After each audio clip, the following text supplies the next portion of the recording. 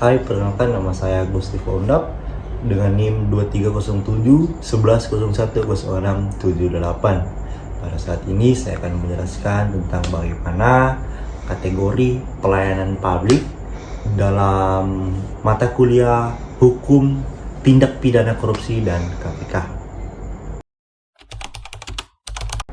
Nah, teman-teman, penjelasan mengenai kategori pelayanan publik adalah jenis pelayanan atau pembagian jenis pelayanan yang diberikan pemerintah kepada masyarakat berdasarkan bentuk dan pelayanannya.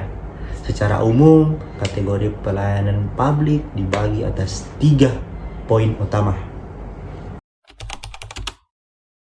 Nah, teman-teman, mengenai 3 kategori pelayanan publik, yaitu yang pertama adalah pelayanan barang publik, kemudian yang kedua adalah pelayanan jasa publik, dan yang ketiga adalah pelayanan administratif.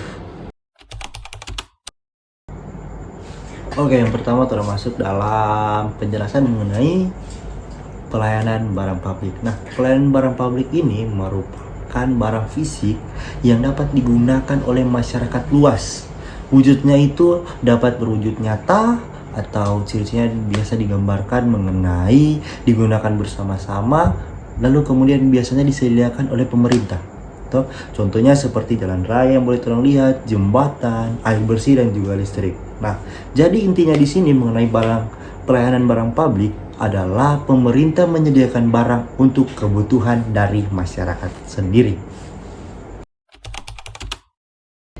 Nah, yang kedua termasuk dalam pelayanan jasa publik. Jadi dalam pelayanan jasa publik ini adalah mereka yang menghasilkan jasa atau pelayanan untuk memenuhi kebutuhan masyarakat. Ciri-cirinya kadang tidak berwujud atau tidak bisa disentuh, kemudian dirasakan manfaatnya secara langsung oleh masyarakat.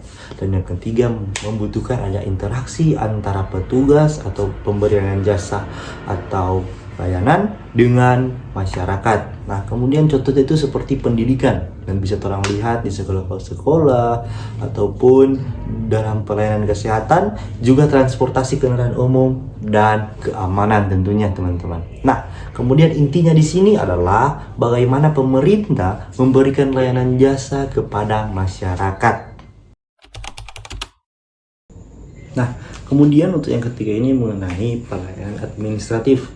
Tentunya dalam pelayanan administratif ini menghasilkan dokumen resmi atau legalitas. Ciri-cirinya dapat berupa surat ataupun dokumen, kemudian berkaitan dengan status hukum atau badan hukum, dan yang ketiga itu biasanya memiliki prosedur atau syarat tertentu. Contohnya seperti KTP, SIM, akte kelahiran, atau surat izin usaha. Nah, intinya di sini pemerintah lewat pelayanan administratif ini memberikan suatu dokumen resmi atau suatu dokumen yang mempunyai legalitas kepada masyarakat. Nah, itu dia teman-teman, bagaimana penjelasan dari saya mengenai kategori pelayanan publik. Nah, sekian penjelasan saya. Mohon maaf apabila ada salah kata ataupun ada penjelasan yang kurang, saya mohon maaf. Dan untuk itu, dan menonton video ini, mohon like, share, subscribe untuk video ini lebih makin berkembang lagi. Oke guys, sampai ketemu di next video. See you next time video.